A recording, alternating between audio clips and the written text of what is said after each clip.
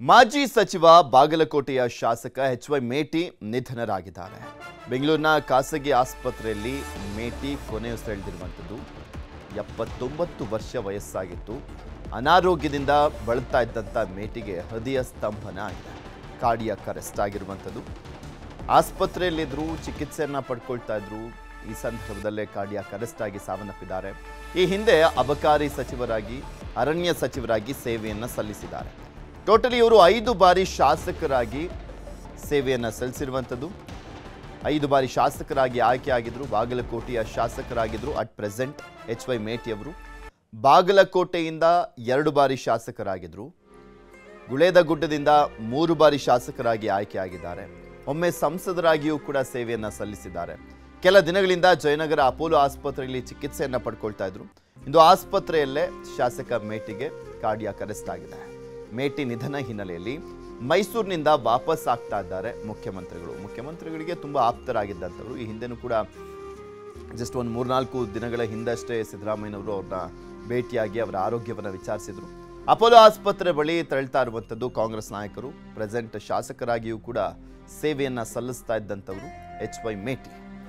ಹಿಂದೆ 2013ರಿಂದ ಸಿದ್ದರಾಮಯ್ಯನವರು ಏನು ಮುಖ್ಯಮಂತ್ರಿ ಆಗಿದ್ರು, ಆ ಸಂದರ್ಭದಲ್ಲೂ ಕೂಡ ಇವರು ಸಚಿವರಾಗಿ ಸೇವೆ ಸಲ್ಲಿಸಿದ್ರು, ಅಬಕಾರಿ ಸಚಿವರಾಗಿ. ಅದಕ್ಕೂ ಮುಂಚೆ ದೇವೇಗೌಡರ ಸರ್ಕಾರದಲ್ಲಿ ಅರಣ್ಯ ಸಚಿವರಾಗಿ ಸೇವೆಯನ್ನು ಸಲ್ಲಿಸಿರ್ತಾರೆ. ಇವರು 1989ರಲ್ಲಿ ಮೊದಲ ಬಾರಿಗೆ ಗುಳೇದಗುಡ್ಡದಿಂದ ಶಾಸಕರಾಗಿ ಆಯ್ಕೆಯಾಗಿದ್ರು. ಅದಾದಮೇಲೆ 94ರಲ್ಲೂ ಕೂಡ ಶಾಸಕರಾಗಿ ಆಯ್ಕೆಯಾಗಿದ್ರು. 2004ರಲ್ಲಿ ಶಾಸಕರಾಗಿ ಆಯ್ಕೆಯಾಗಿದ್ರು. ಮತ್ತು 2013 ಮತ್ತು 2023ರಲ್ಲಿ ಶಾಸಕರಾಗಿದ್ದಾರೆ. ಟೋಟಲಿ 5 ಬಾರಿ. ಇದೆಲ್ಲದ್ರ ಬಗ್ಗೆ ಇನ್ನಷ್ಟು ಮಾಹಿತಿಯನ್ನು ಕೊಡ್ತಾ ಹೋಗ್ತಾರೆ ನಮ್ಮ ಪೊಲಿಟಿಕಲ್ ಬ್ಯೂರೋ ಮುಖ್ಯಸ್ಥರಾಗಿರುವಂಥ ಚಿದಾನ್ ಪಟೇಲ್. ನಮ್ಮ ಜೊತೆ ನೇರ ಸಂಪರ್ಕದಲ್ಲಿ ಜಾಯ್ನ್ ಆಗಿದ್ದಾರೆ. ಚಿದಾನ್ ಪಟೇಲ್ ಹಿರಿಯ ನಾಯಕ ಎಚ್.ವೈ. ಮೇಟಿ ಅವರು, ಹಾಲಿ ಶಾಸಕರು ಕೂಡ ಹೌದು. ಅವರ ಹಿನ್ನೆಲೆ ಮತ್ತು ಅವರು ಸಲ್ಲಿಸಿದಂಥ ಸೇವೆ, ರಾಜಕೀಯದ ಬಗ್ಗೆ ಪ್ರಮುಖವಾದಂಥ ಘಟನೆಗಳು ಇವೆಲ್ಲವನ್ನು ಕೂಡ ನೋಡ್ತಾ ಹೋದಾದರೆ ನಾನು ನೋಡಿಲ್ಲ, ನಾನು ಕನೆಕ್ಟ್ ಸರ್, ನಮ್ಮ ಪ್ರತಿನಿಧಿಯ ಸಂಪರ್ಕ ಸಾಧ್ಯವಾಗ್ತಾ ಇಲ್ಲ. ಮತ್ತೊಮ್ಮೆ ಸಂಪರ್ಕ ಮಾಡುವಂಥ ಪ್ರಯತ್ನ ಮಾಡ್ತೀವಿ. ಈಗ ಆಲ್ರೆಡಿ ಮುಖ್ಯಮಂತ್ರಿಗಳು ಮೈಸೂರಿಗೆ ಹೋಗಿದ್ರಲ್ಲ, ವಾಪಸ್ ಆಗ್ತಾ ಇದ್ದಾರೆ. ಎಚ್.ವೈ. ಮೇಟಿ ಅವರ ಅಂತಿಮ ದರ್ಶನವನ್ನು ಪಡೆಯುವಂಥ ನಿಟ್ಟಿನಲ್ಲಿ ಕಾಂಗ್ರೆಸ್ನ ಶಾಸಕರಾಗಿ ಅಟ್ ಪ್ರೆಸೆಂಟ್ ಆಯ್ಕೆ ಆಗಿದ್ರು 2023ರಲ್ಲಿ ಬಾಗಲಕೋಟೆ ಕ್ಷೇತ್ರದಿಂದ. ಸಿದ್ದರಾಮಯ್ಯನವರ ಪರಮಾಪ್ತ ಟೀಮ್ನಲ್ಲೂ ಕೂಡ ಇದ್ದಂಥವ್ರು. ಯಾಕಂದರೆ ಸಿದ್ದರಾಮಯ್ಯನವರು ಯಾವಾಗ JDSನಿಂದ ಕಾಂಗ್ರೆಸ್ಗೆ ಬರ್ತಾರೆ, ಇವರು ಕೂಡ ಅವರನ್ನು ಫಾಲೋ ಮಾಡಿಕೊಂಡೇ ಬಂದಂಥವ್ರು.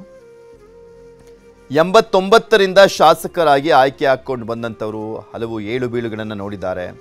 ಒಮ್ಮೆ ಸಂಸದರಾಗಿಯೂ ಕೂಡ ಸೇವೆಯನ್ನು ಸಲ್ಲಿಸಿದ್ದಾರೆ. ದೇವೇಗೌಡರ ಸರ್ಕಾರದಲ್ಲೂ ಕೂಡ ಅರಣ್ಯ ಸಚಿವರಾಗಿದ್ದಂಥವರು ಎಚ್.ವೈ. ಮೇಟಿ ಅವರು. 94ರಲ್ಲಿ ದೇವೇಗೌಡರು ರಾಜ್ಯದ ಮುಖ್ಯಮಂತ್ರಿ ಆಗಿದ್ರಲ್ಲ, ಆ ಸಂದರ್ಭದಲ್ಲಿ ಕೂಡ ಅರಣ್ಯ ಸಚಿವರಾಗಿ ಸೇವೆಯನ್ನು ಸಲ್ಲಿಸಿದಂಥವರು. 2013ರ ಸಂದರ್ಭದಲ್ಲಿ ಅಬಕಾರಿ ಸಚಿವರಾಗಿ ಸೇವೆಯನ್ನು ಸಲ್ಲಿಸಿದ್ರು. ಎಚ್.ವೈ. ಮೇಟಿ ನಿಧನರಾಗಿದ್ದಾರೆ. 79 ವರ್ಷ ವಯಸ್ಸಾಗಿತ್ತು. ಆಲ್ಮೋಸ್ಟ್ ಒಂಥರ ತುಂಬು ಜೀವನನೇ ಅವ್ರದ್ದು. ಜನಸೇವೆಯಲ್ಲೇ ಇದ್ದಂಥವರು ಎಚ್.ವೈ. ಮೇಟಿ. ಸಾಕಷ್ಟು ವಿವಾದಗಳನ್ನು ಮೈ ಮೇಲೆ ಎಳ್ಕೊಂಡಿದ್ರು 2013ರ ಸಂದರ್ಭದಲ್ಲಿ. ಇದ್ರ ಬಗ್ಗೆ ಇನ್ನಷ್ಟು ಮಾಹಿತಿಯನ್ನು ಕೊಡ್ತಾ ಹೋಗ್ತಾರೆ. ಮತ್ತೊಮ್ಮೆ ನೇರ ಸಂಪರ್ಕದಲ್ಲಿ ಜಾಯ್ನ್ ಆಗಿದ್ದಾರೆ ನಮ್ಮ ಪೊಲಿಟಿಕಲ್ ಬ್ಯೂರೋ ಮುಖ್ಯಸ್ಥರಾಗಿರುವಂಥ ಚಿದಾನ್ ಪಟೇಲ್. ಚಿದಾನ್ ಪಟೇಲ್, ರಾಜಕೀಯ ಹಿನ್ನೆಲೆ, ಇಷ್ಟು ವರ್ಷಗಳ ಅವರ ರಾಜಕೀಯ ಇತಿಹಾಸ, ಇದೆಲ್ಲವನ್ನೂ ಕೂಡ ನೋಡ್ತಾ ಹೋದಾದರೆ ಮೇಟಿ ಅವರ ಬಗ್ಗೆ.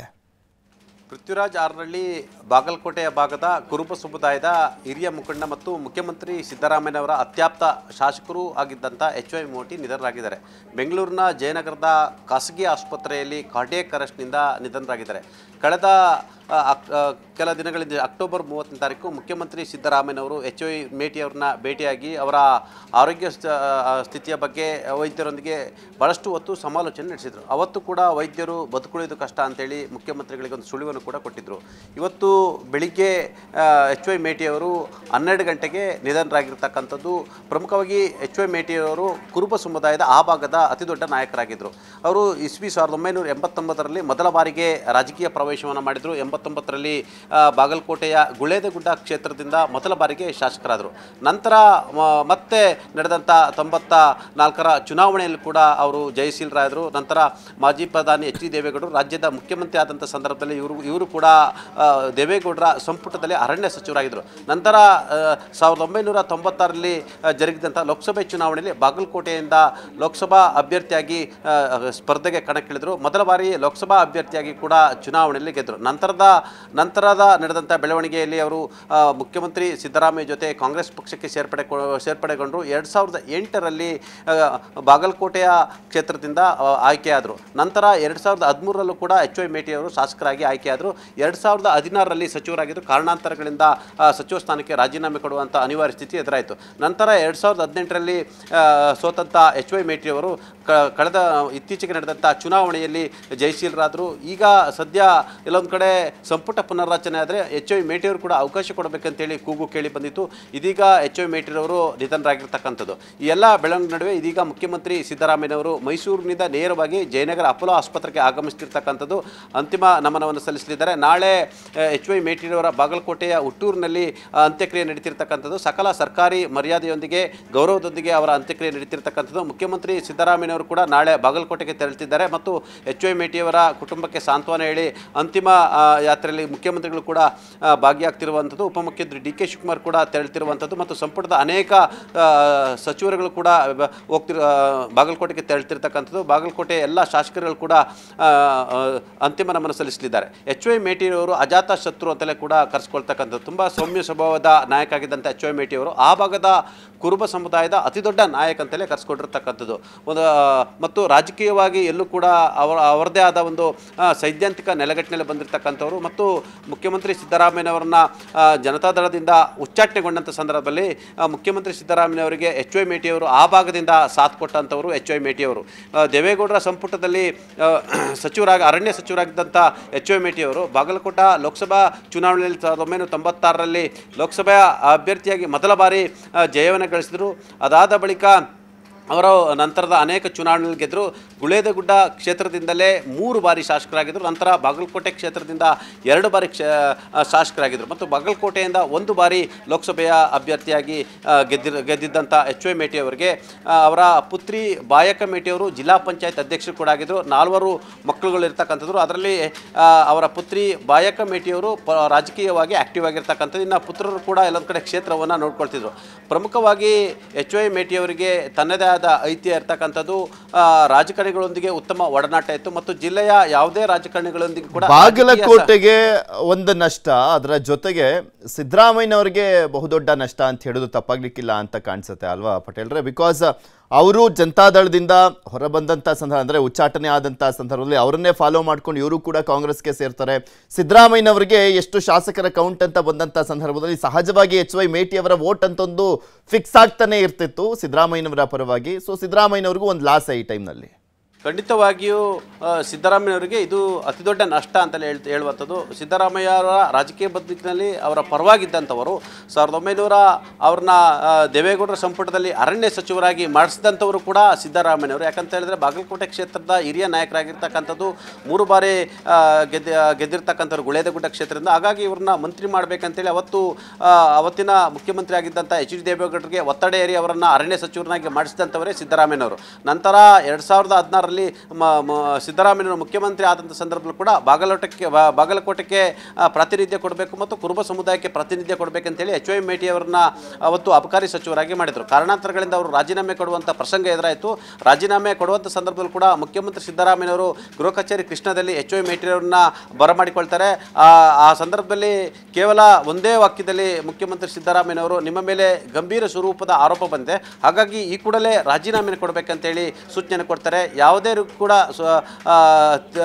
ತಿರುಗಿ ಮಾತನಾಡದೆ, ಯಾವುದೇ ಅಬ್ಜೆಕ್ಷನ್ ಹಾಕದೆ ಮತ್ತು ನಾಳೆ ಕೊಡ್ತೀನಿ ನಾಡದ್ದು ಕೊಡ್ತೀನಿ ರಾಜೀನಾಮೆ ಅನ್ನೋದೇ ಮುಖ್ಯಮಂತ್ರಿ ಸಿದ್ದರಾಮಯ್ಯನವರಿಗೆ ಬಹುಶಃ ರಾಜೀನಾಮೆಯನ್ನು ಕೇಳ್ಬೋದೆಂಬ ಕಾರಣಕ್ಕಾಗಿ ಎಚ್ ವೈ ಮೇಟಿಯವರು ಅವತ್ತು ಕೂಡ ರಾಜೀನಾಮೆ ಪತ್ರವನ್ನು ತಮ್ಮ ಜೇಬ್ನಲ್ಲಿ ಇಟ್ಕೊಂಡು ಬಂದಿದ್ದರು. ಅವರು ತಮ್ಮ ಮೇಲೆ ಬಂದಿರತಕ್ಕಂಥ ಆರೋಪಕ್ಕಾಗಿ ತಾವು ರಾಜೀನಾಮೆಯನ್ನು ಕೊಡಬೇಕಂತೇಳಿ ಯಾವಾಗ ಮುಖ್ಯಮಂತ್ರಿ ಸಿದ್ದರಾಮಯ್ಯನವರು ಎಚ್ ವೈ ಮೇಟಿಗೆ ಹೇಳಿದ್ರು, ಆಗ ಆ ಕೂಡಲೇ ಅವರು ತಮ್ಮ ಜೇಬ್ನಲ್ಲಿದ್ದಂಥ ರಾಜೀನಾಮೆ ಪತ್ರವನ್ನು ಮುಖ್ಯಮಂತ್ರಿ ಸಿದ್ದರಾಮಯ್ಯನವರು ಸಲ್ಲಿಸಿ ಕೈ ಮುಗಿದು ಹೊರನಡೆದರು.